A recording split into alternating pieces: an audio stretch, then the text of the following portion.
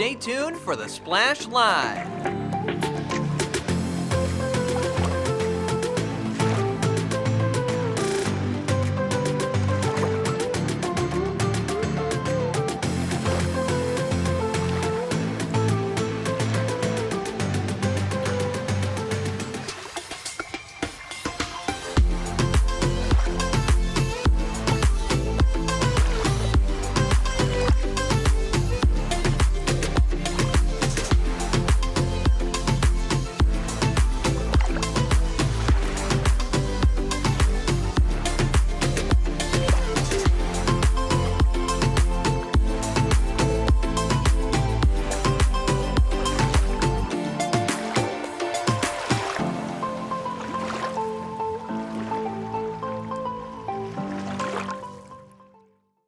It's time for the Splash Live from Civic Center TV, featuring stories from and about people like you in the Greater West Bloomfield area.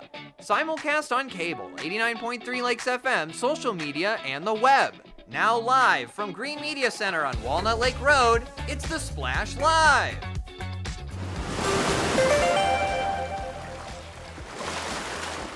Live, local, social, it's the Splash Live on Civic Center TV and 89.3 Lakes FM. Welcome, friends and neighbors. I'm Tyler Kieft. Thank you so much for joining us.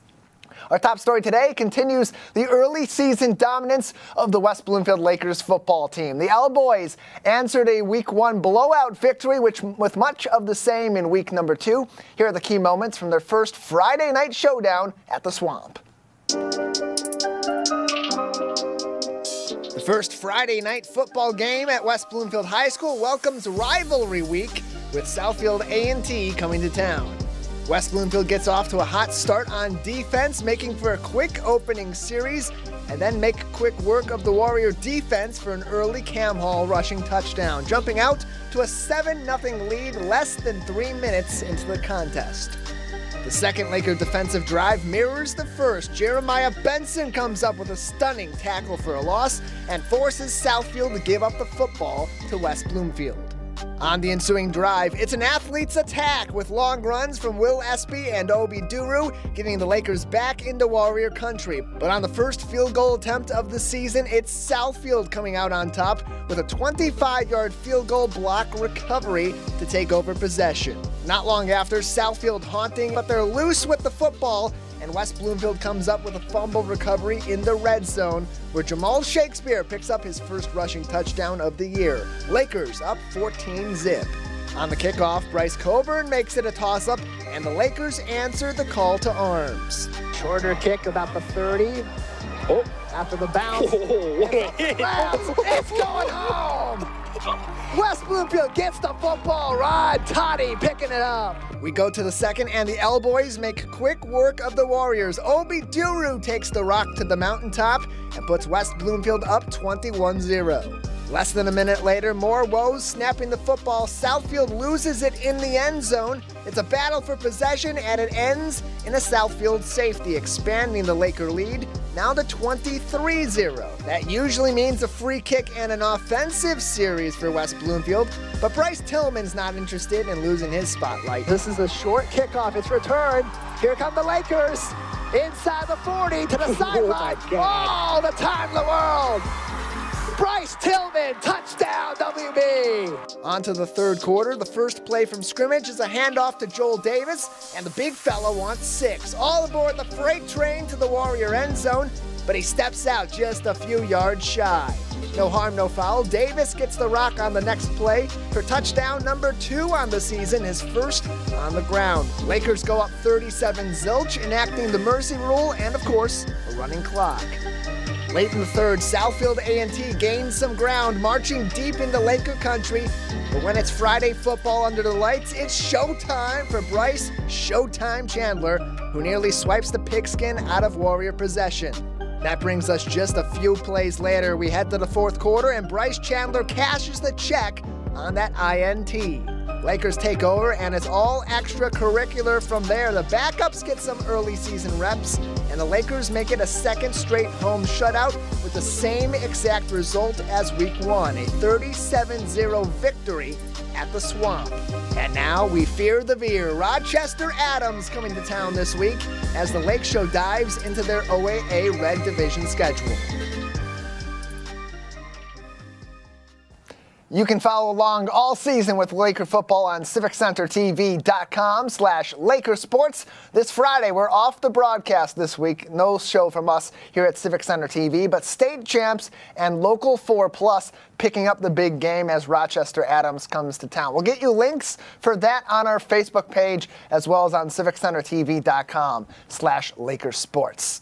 Stay tuned later today for episode number 2 of This Week in Laker Football for the 2025 season to get a special preview of Friday's OAA Red Division kickoff with the Highlanders.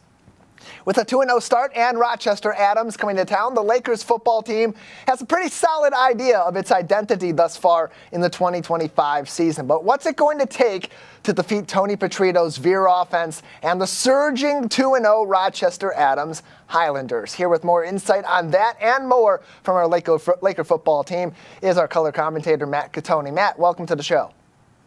Thank you for having me. Yeah, good to have you on after another 37-0 victory. A lot of the same from West Bloomfield in week number 2 with some obvious differences that might be a little concerning as you go into week number 3 with Rochester Adams coming to town. Matt will begin particularly on top of all the good, the one glaring bad that you look at with a huge question mark with the Highlanders coming to town is all of those penalties in week number 2. Yeah, really, penalties are, we talked about throughout the games, were the only thing that you're kind of looking the Lakers to eliminate going into that second game, and they kind of still had some questionable penalties at times.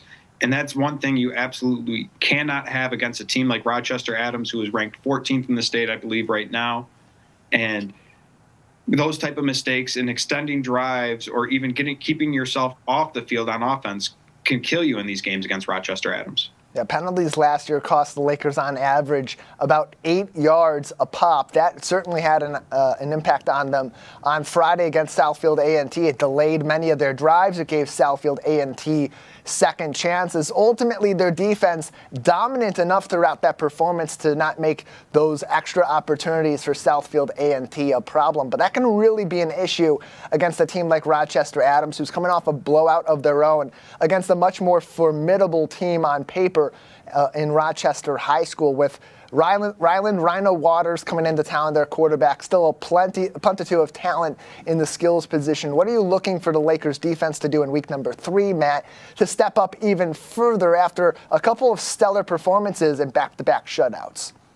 Yeah, it kind of goes in line with how we were talking about penalties, and that's discipline. You mentioned the Veer offense, kind of the staple of Rochester Adams offense. And that's where that discipline is going to have to come into play. You're going to need to see guys like Jeremiah Benson and Isaiah Gray kind of maintain that lane discipline and not necessarily allowing Ryland Waters to burn them on those option plays. Yeah, it's going to be a tough game for them. Rochester Adams, one of those powerhouses of this division. They made a deep playoff run last year, even without Rhino Waters in the ball game. He was injured for much of their playoff run in 2024. But this is really the first big test for West Bloomfield. And the biggest question that I would think is the case with this team is you look at two consecutive shutouts. You look at 7 starters returning for this defense. 2 dominant performances. Now you've got the question that will be answered in week number 3. Is this defense as dominant as it's looked in weeks 1 and 2, or was it a result of the competition? Matt, your thoughts? Well, right now, heading into this game, you have to feel very confident in the Lakers' chances, given how dominant that trench play has been. And that's going to be, the biggest thing that we're going to look for in this matchup against Rochester Adams. Can that defensive line be as dominant and as big of a force as it has been these first 2 weeks?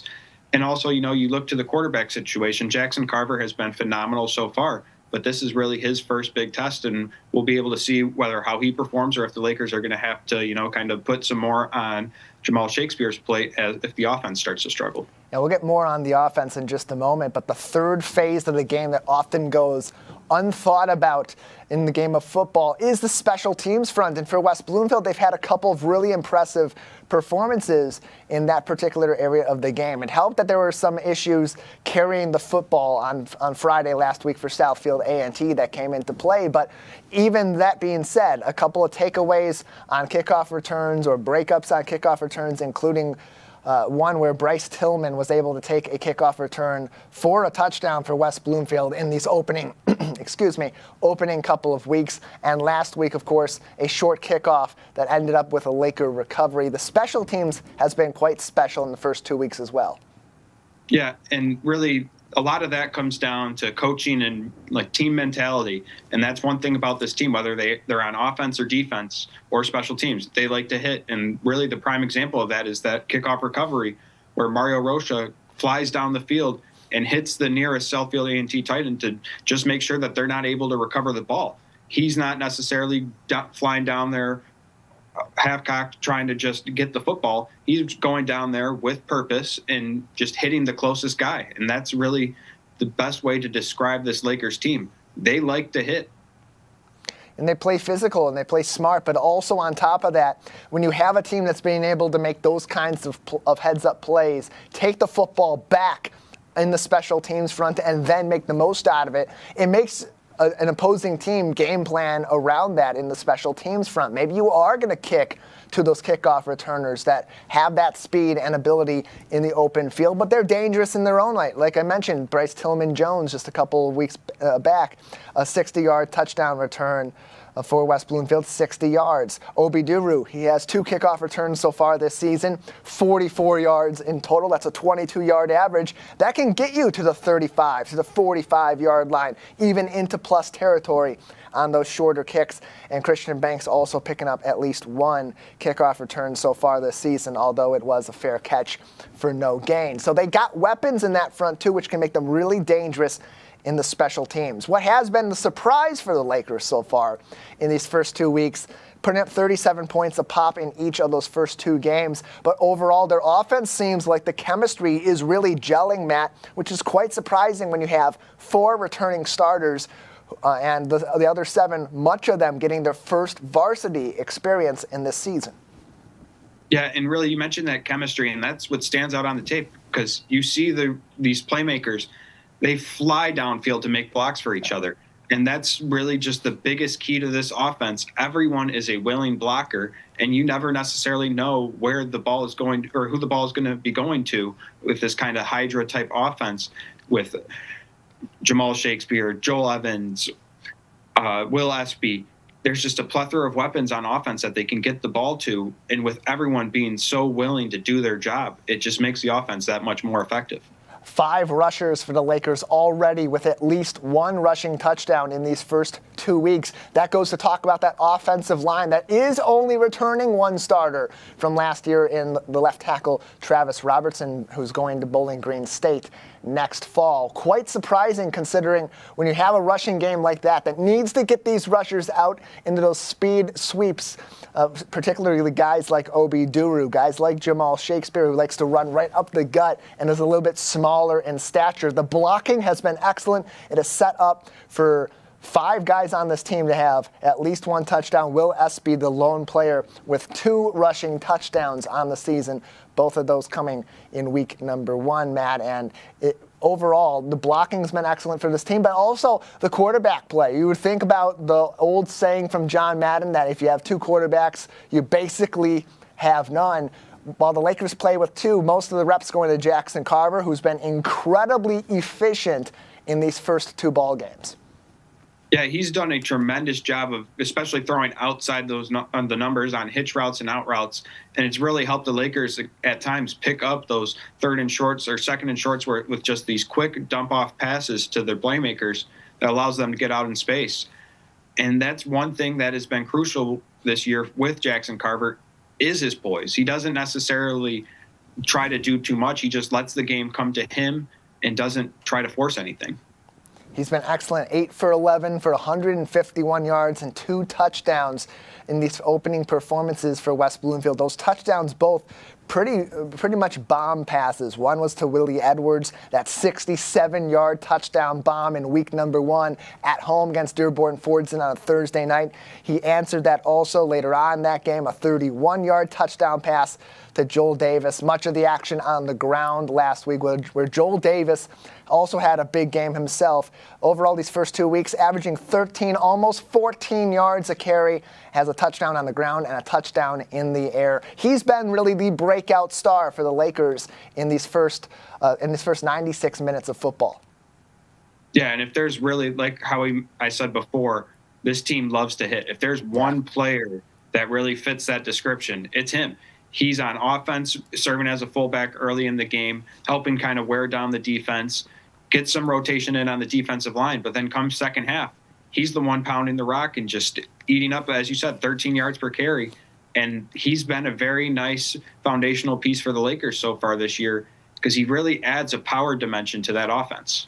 All these skill players, by and large, averaging a significant amount of yardage on each and every play. I go down their rushing numbers. Obiduru, 8 yards a carry. Joel Davis, 14 yards roughly a carry. Jamal Shakespeare with 8. Espy with 6. Cam Hall with 5. Those are incredible numbers. That tells you every time you're touching the ball, you're making an impact play. You're efficient. You're moving the football. Third downs aren't even really being an issue because you're not facing them. But Matt, that is all going to change. It is a completely different outlook when you're going up against teams in the OAA Red Division. That's why you want these first 2 weeks to be as clean of football as possible. We talked about the penalties. That's got to get cleaned up. That's on the obvious front. But for the Lakers, what other steps forward are you looking for from them this week in their first big test in the OAA Red Division? Yeah, really, I just want to see them run the football with the same level of efficiency that they've had the past 2 weeks.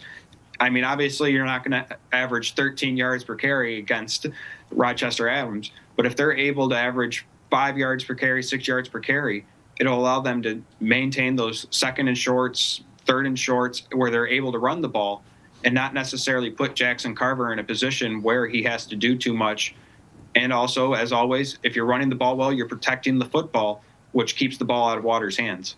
And you hate to put the pressure on these high schoolers in week number 3 and start throwing out terms like must-win games. But you look at the first couple of weeks for teams in the OAA Red Division, and those tiebreakers being the out-of-conference results. Rochester Adams coming in 2-0. Oxford coming into this week 2-0. They're taking on Clarkston, so that's going to have OAA Red Division implications. The winner of our game in West Bloomfield on Friday night takes a firm lead atop the OAA Red Division, with Clarkston sitting at 1-1, and they're either going to be 1-2 or 2-1. Lake Orion yet to pick up a win. They had a really tough week number 2, a couple of key injuries in the backfield. This is what makes this week so important for the Lakers. It's not only setting the tone for Red Division play, it gives them a chance to have a breakout week in the very tough division that ultimately does have a big say in the results for the outlook come playoff time. Yeah, really, you mentioned the other teams in the OAA Red kind of getting off to a sluggish start and ultimately getting a tiebreaker with Rochester Adams. We've seen in years past where those tiebreakers come back into play with, the Lakers even getting OAA Red title in recent years because of it. It's very important to get out to these big starts, and especially playing a team like Rochester Adams where you can just get one step ahead of them early on in the season. It's just crucial to get that title.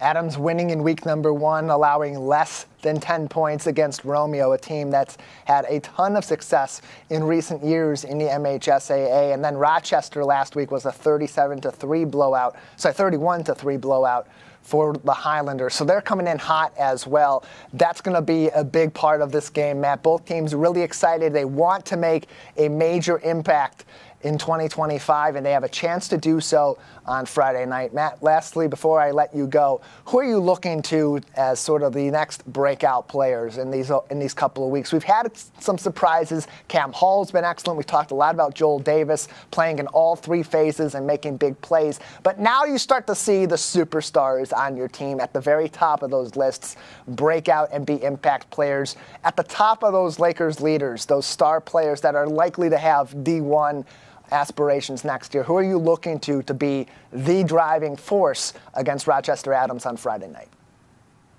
Well, Jamal Shakespeare, I really expect to be a big part of this game, him kind of being that main veteran piece on offense. And then Will Espy, you mentioned he's the only guy with 2 rushing touchdowns on the year so far. But I think he's really their biggest offensive weapon, arguably. And I think this could be the week that we start to see them try to get him the ball more and lean on him a bit more. Don't be surprised, too, to see Jeremiah Benson start to have a bigger impact on the offensive side of the football, too. He has been huge so far on the defensive side, putting pressure on the quarterback. He was an absolute menace in week number 2 against Southfield A&T. He's playing tight end this year. Those short yardage passes, those checkdowns are going to be huge for West Bloomfield, for Jackson Carver, for Jamal Shakespeare to dump the football out if and when Rochester Adams is able to lock down deep in the secondary. Matt, we'll have plenty more on the West Bloomfield Lakers after their game on Friday night against Rochester Adams, and see you right here on The Splash next week. Thank you for your time. Yep, thank you for having me. Always appreciate it. You can follow along all season with West Bloomfield Laker football on civiccentertv.com/Lakersports. See the latest game as well on that same exact page. It's where you'll catch this week in Laker football later on today as well, and get information on where to watch the Lakers and the Highlanders on Friday night, Local 4+ state champs, and it's going to be a great environment out at the Swamp. We've got some special stuff planned for you as well out in the stadium for what is going to be yet another fantastic rivalry Friday night at Lakers Stadium. Close to home in Sylvan Lake, a Homestead, Florida woman sought to find a local house with special ties to her family history. Not sure where to look, Dawn Cressley turned to the Greater West Bloomfield Historical Society and the Sylvan Lake community and was able to connect with the design of her great-grandfather, dating all the way back to 1919. I had a chance to speak with Dawn about the special summer experience that she got right here in Sylvan Lake. Thank you for having me.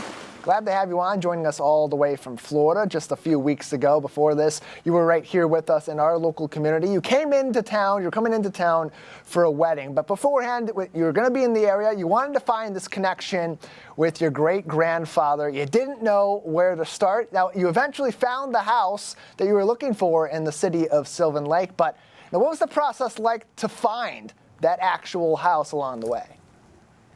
So I actually contacted the Historical Society, who put me in touch with Helen Jane Peters, who is the resident historian. Mm-hmm. And she was able to tell me that she had actually babysat in the house and knew the couple that was living there and contacted them to actually let me visit the home and learn more information about all the things that my great-grandfather had done in the community back in the 1920s. Yeah, Helen Jane Peters is such a great resource for Sylvan Lake history and for all these different stories that date back sometimes maybe just a few years, sometimes all the way back to the very beginning and some of those seminal moments in the history of the city of Sylvan Lake. Dawn, for you, of course, you have that family connection to Charles Fisher, who was your great-grandfather and designed this particular home in Sylvan Lake, known as Wildwood. It's on Oakwood in Sylvan Lake. It was the family name for the home was Wildwood. That's really all you had, was the name of your great-grandfather, the name of the home, and the fact that it was in the city of Sylvan Lake here in the Greater West Bloomfield area. But what sparked your desire to make this connection with your great-grandfather and see this home? What got you interested in that? So I was excited. I had never visited Michigan before. I had heard a lot of great things about the Pontiac area. I knew that's where my grandmother was born. I knew that the time that they spent in Sylvan Lake, my dad's oldest brother and sister were born in Pontiac and spent 2 years there when my grandfather was in medical school. And I knew that there was a lot of precious memories there, and I just wanted to visit the area and see the home, and it was amazing. You can see the home on your screen, some pictures, some of the historical pictures. You saw a look of what it's like today over on Oakwood in Sylvan Lake. And Dawn, for you, this kind of all came together so quickly. Helen Jane Peters, I spoke with her just before this interview earlier on today, and she had mentioned that in the days before, that's when you were making contact with the Historical Society. They got through to her, and she actually made contact with you, say, hey, I found the home. I've talked to the homeowners. They want to have you come in and take a look at this home with those ties to your great-grandfather. On the day you arrived, as you were at Detroit Metro Airport, coming in. Now, what was that moment like for you to not only hear, hey, I found the home, the people that are in the home are welcoming me into it, but to have that happen as you're actually getting into town that day? It was just amazing. I couldn't believe that such a small community could offer such information and, just such friendliness. It was amazing. And I had the photo album, and I took it with me into the home to meet Barbara and Mark, and they were just so amazing and so interested in seeing all the old pictures and comparing the old rooms and what they were like then and what, you can see similarities now. And it was, everybody was just so amazing and giving me information about the buildings that my great-grandfather had built in the community.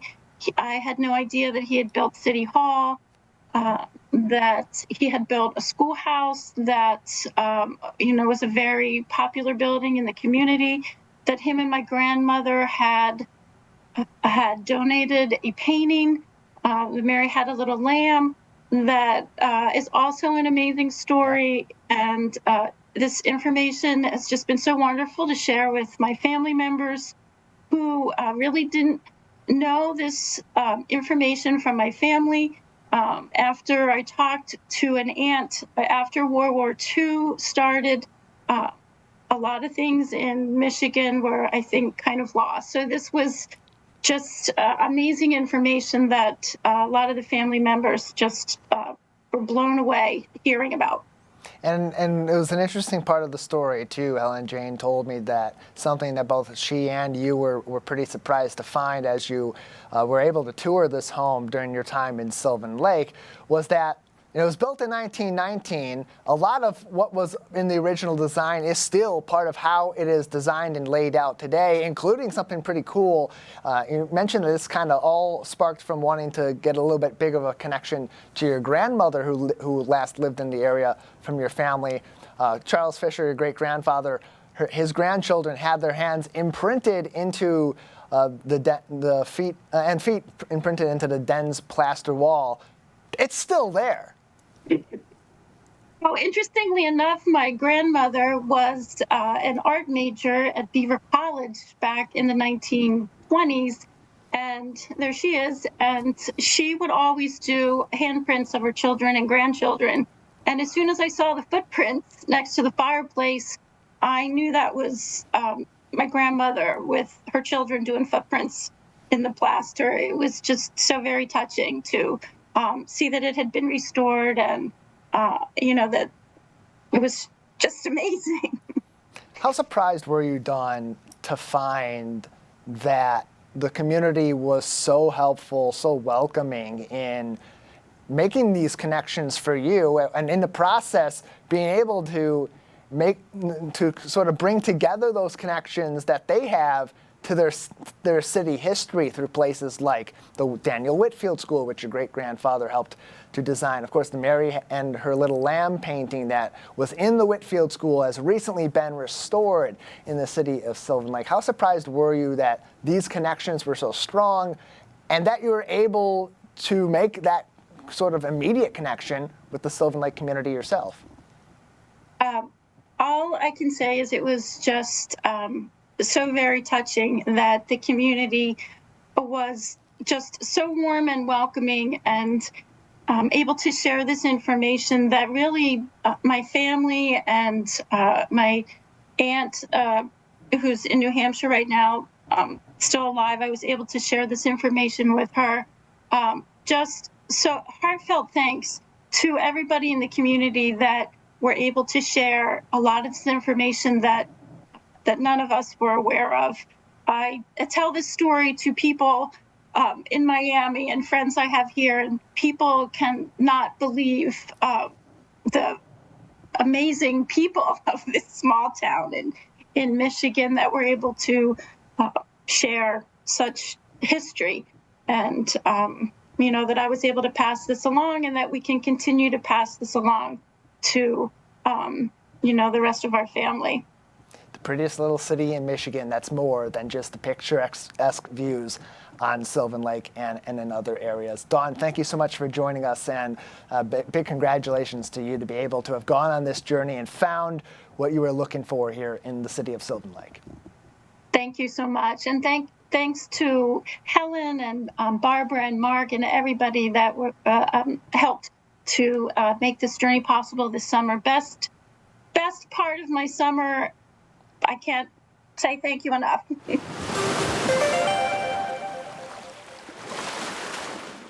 Only about 12 more days for someone to top that story and make a better summer story from right here in Greater West Bloomfield. Shows the beauty of the city of Sylvan Lake goes far beyond the picturesque views. More information and your local history journey begins on gwbhs.org with our friends over at the Greater West Bloomfield Historical Society. Music lovers are about to have a weekend to remember close to home in our community with Bex Gaunt, Zach Stokowski, and friends making their way to Prince of Peace Church in West Bloomfield on Sunday, September 14th, featuring folk melodies, classic Disney ballads, and Broadway tunes to get you up on your feet. You'll be having a fun time with music for people of all different ages and tastes right here in your backyard. Here with more of a special preview is Bex Gaunt. Bex, thanks for joining us on the show today. Thanks for having me, Tyler. Yeah, happy to have you on to talk about your upcoming concert at Prince of Peace. Kind of playing a little bit of everything for the community on this particular Sunday night. So give us a little bit of insight into why that's the case. Why bring a little bit of something from Broadway, a little bit from Disney, and then, of course, also some violin tunes as well? Well, my career has been very eclectic and really all about meaningful collaborations with all kinds of artists, folk artists, bluegrass, classical, choirs, everything. And so at this point, I thought, what if I captured all of these beautiful collaborations that I've had in my career by featuring some of my favorite pieces, some of my favorite songs throughout, including a few of my original pieces. And then to do so at a local church. In our community, it's going to be Prince of Peace in West Bloomfield, where this performance will happen on Sunday. But why that environment as a place to perform this wide variety of different tunes? Well, as many artists get their start, my start as a collaborating musician was in a church in middle school. And church is a place where people come to seek connection, and music is such an important part of church community experiences. And so I know I've really enjoyed singing and cantering there from time to time. And so it'll be wonderful to share a different perspective of music that's not just sacred. And you mentioned, too, that the singing element of your music career began in part in the church, but you're also a violinist. So what drew you to the violin? Well, funny enough, I was a tennis player first as a kid. I played piano, but tennis was really my passion, and I had a rare injury at age 10. And so my mom got me violin lessons, and it stuck, and I'm grateful. And so as you were growing up as a vocalist, as a violinist, interested in all these different types of music, what are some of the musical influences that helped you mold yourself as an artist and led to you playing a lot of these tunes that people in our community are going to hear on Sunday, September 14th? Well, like I said, I've had a really eclectic career ranging from Disney, classical. I've had a chance to perform with the Minnesota Orchestra and other orchestras, but my influences are wide ranging. I think of car rides on the way to school, listening to Simon and Garfunkel with my dad and Carole King with my mom, and of course, Peter, Paul, and Mary, and Cat Stevens, and Disney. Just a really wide array.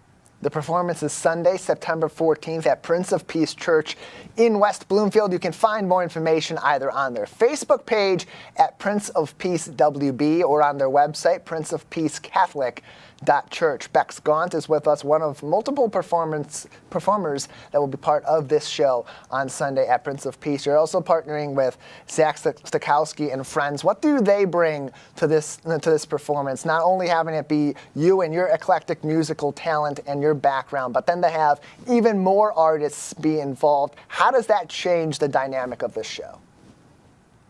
Well, to me, music is all about connection, and these are artists that are just renowned and in the community and beyond. And Zach is also a composer, local composer, music director, and he and I are actually going to feature a song spoiler alert, he's my husband, and a song that we sang together at our wedding a few years ago that tells a little bit of our background and story.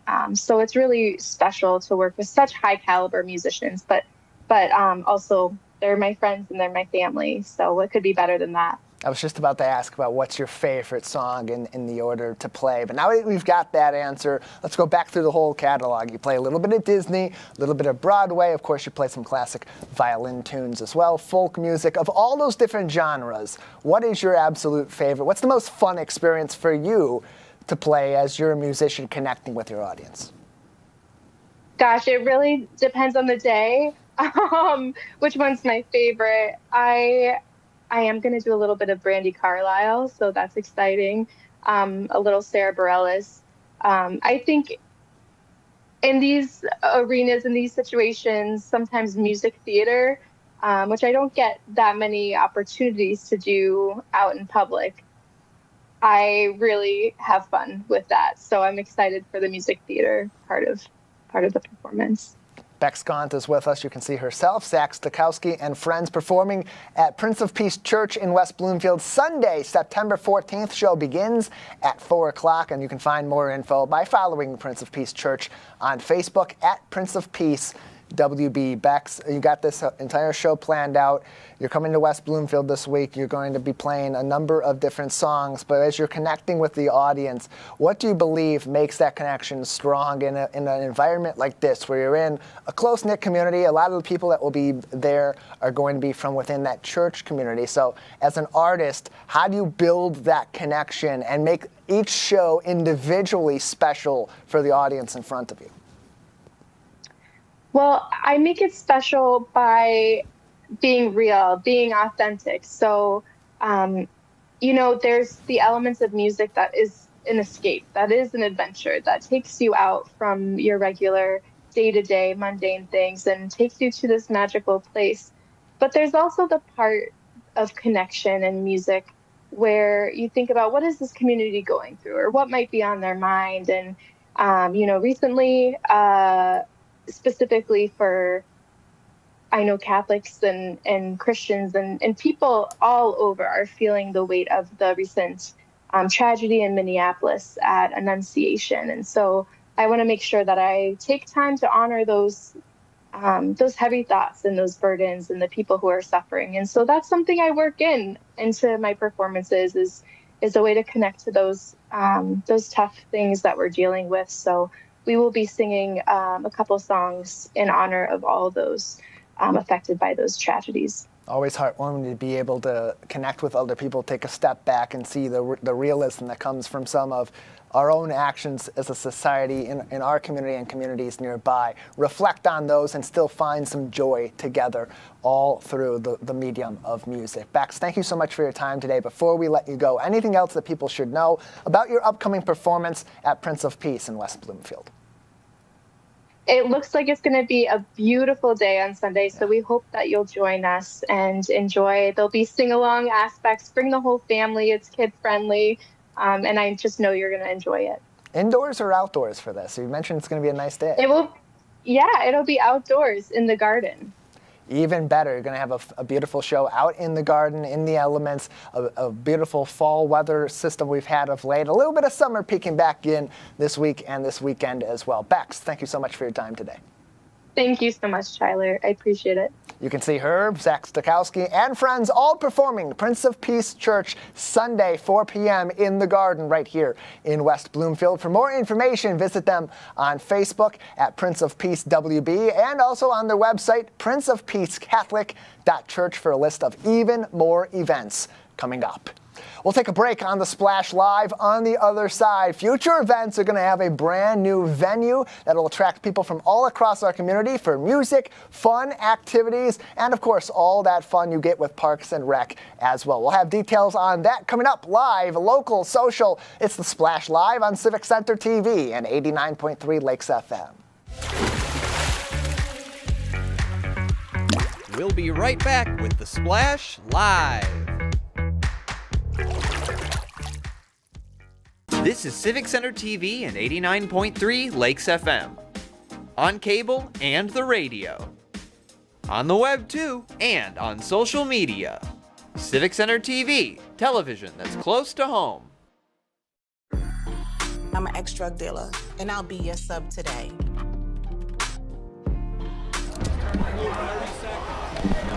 Two milligrams of fentanyl can be lethal. A lethal dose is in here. Who gets it, I won't know. It's cheap, it's potent, and it's profitable. The sad reality is, fentanyl is being mixed into everything now. More kids should know. I'm Gina Gregory, president of the Greater West Bloomfield Historical Society. I'm excited that Civic Center TV has reached 1 million views on YouTube. Congratulations, that's just terrific. We appreciate everything Civic Center does for the Greater West Bloomfield Historical Society and the community. For us, they promote and highlight our events. It's awesome to have them available 24/7 on YouTube. I'm Gina Gregory and proud to be one in a million.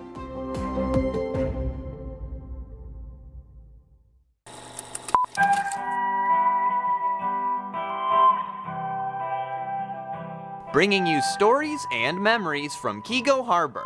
Civic Center TV, television that's close to home.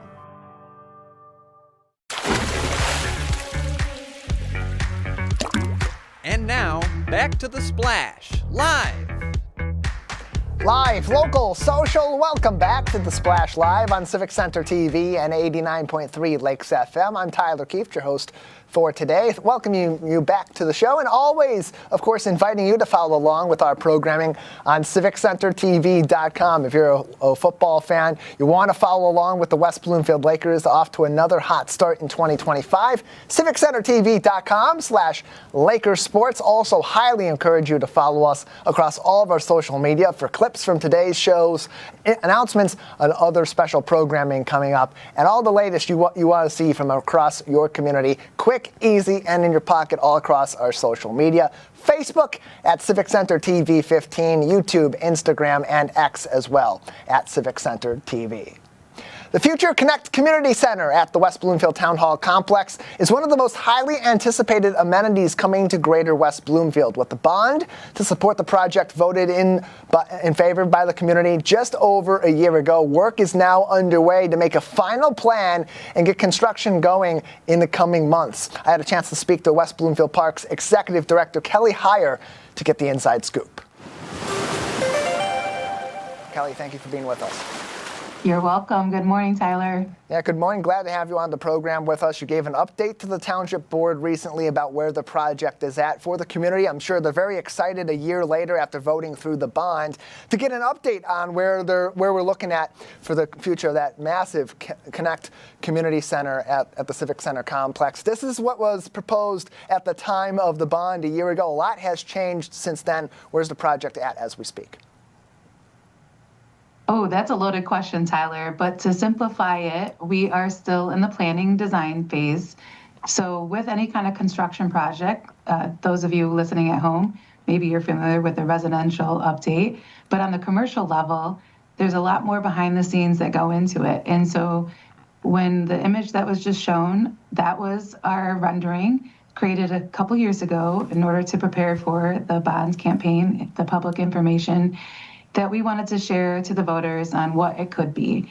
So after hiring and onboarding our architect firm, our engineer, our landscape architect, as well as our geotechnical engineer, our interior designer, low voltage, things are progressing, and we're able to make better informed decisions given the exact site placement of the building. So right now, it's August. We are in the middle of developmental design, and that means we've gone through concept design as well as schematic design.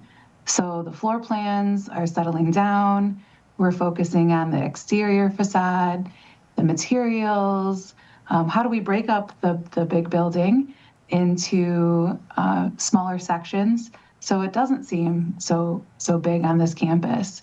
And what we're talking about is a building that is over 46,000 square feet. So if you measure exterior wall, it is just over 48,000. But the first floor is under 28,000 square feet.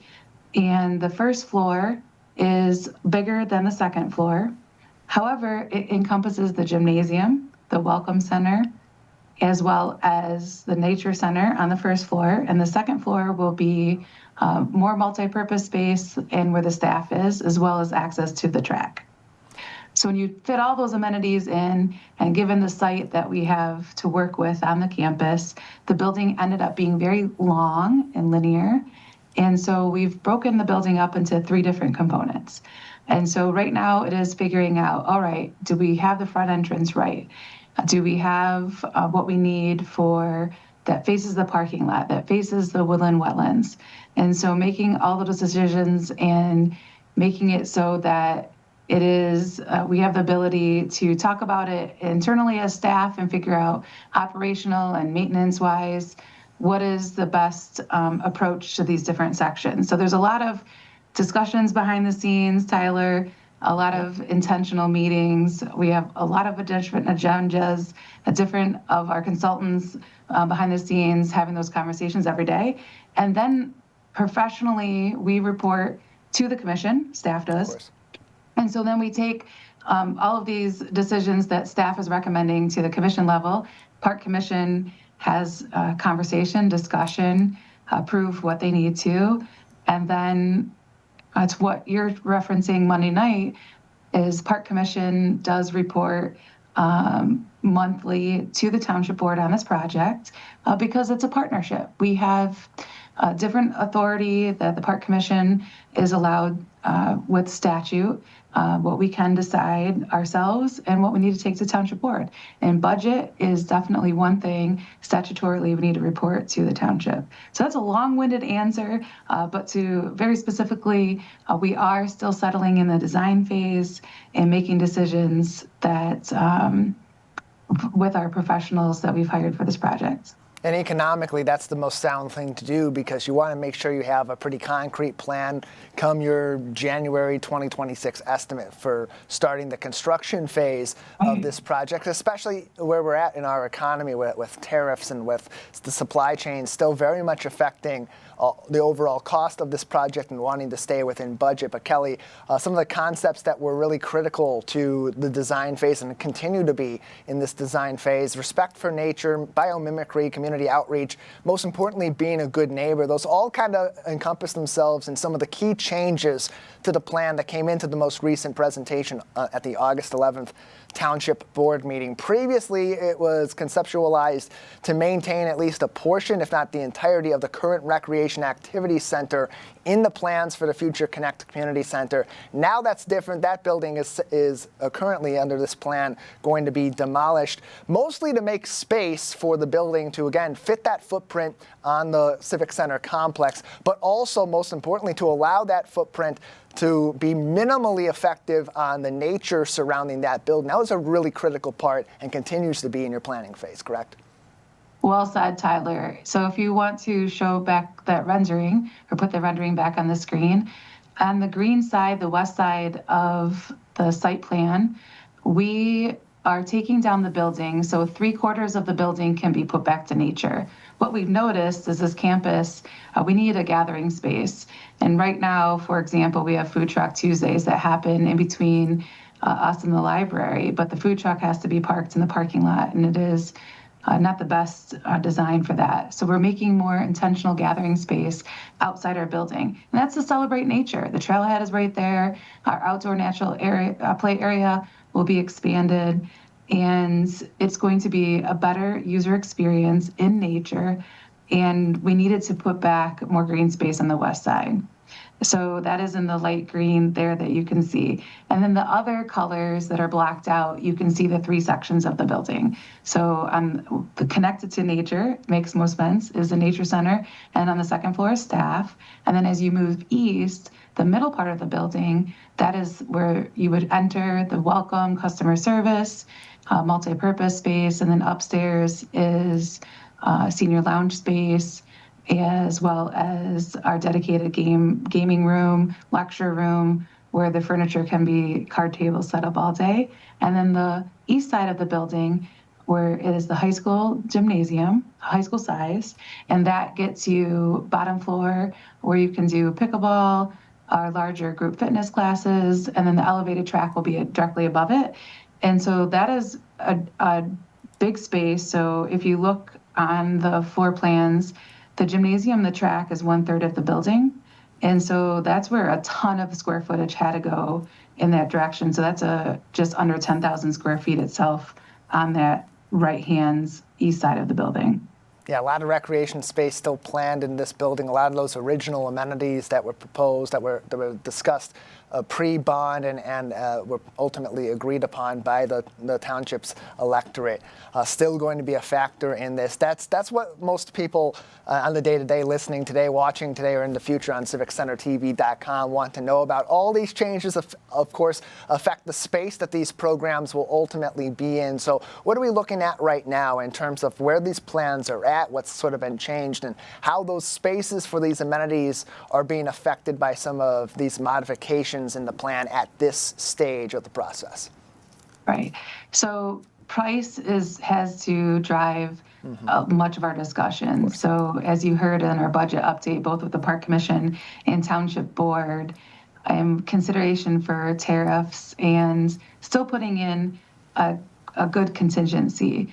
We are spending more than we anticipated within the bond dollars. So that warrants a discussion for the other projects we still want to accomplish. So with that said, we still aren't getting exactly everything we want. In fact, the question came up the other night, would you build a bigger building if you could? Absolutely, because we know the residents deserve all the public, multi-generational, recreational and leisure space indoors.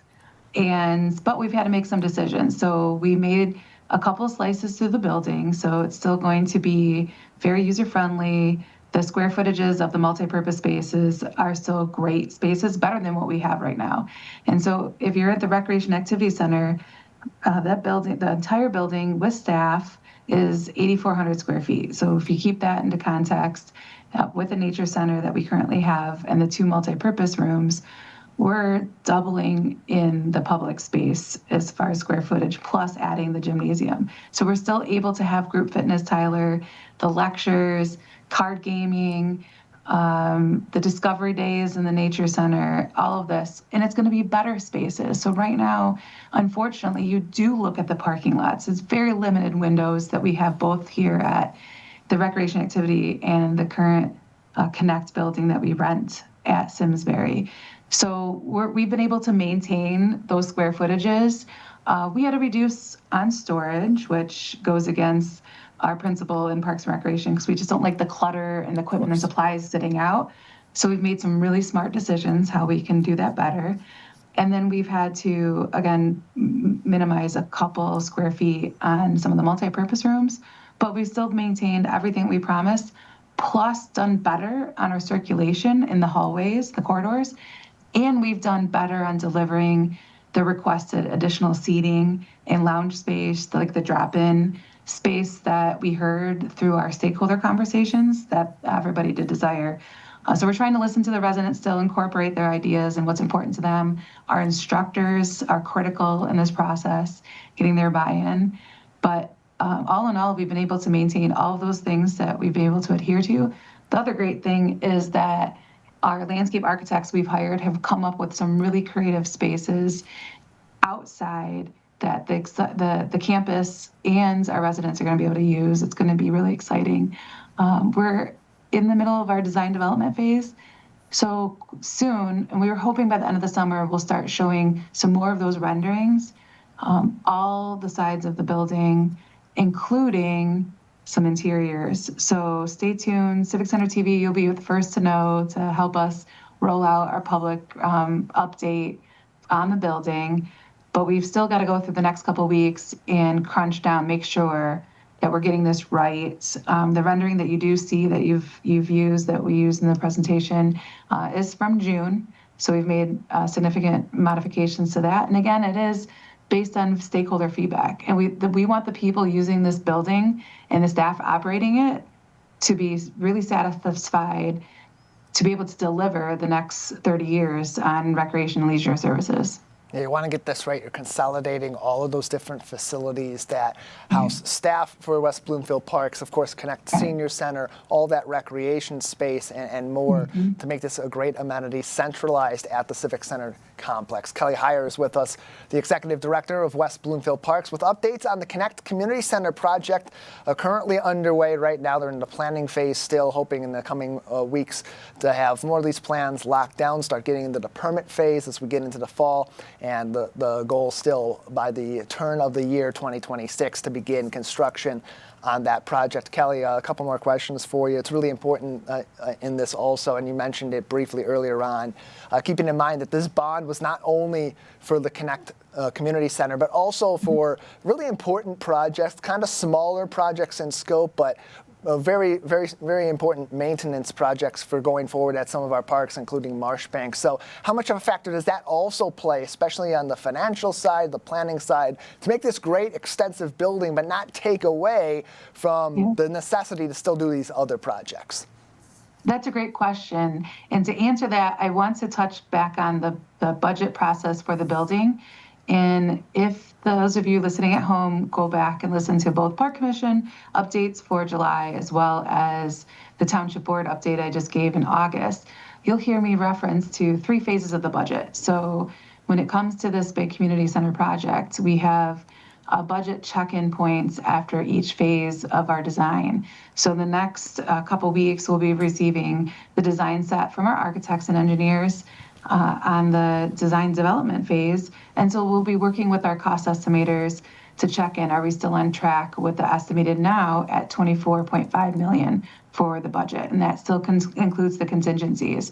So then what happens to the other projects? Tyler, to your question, what is our approach there?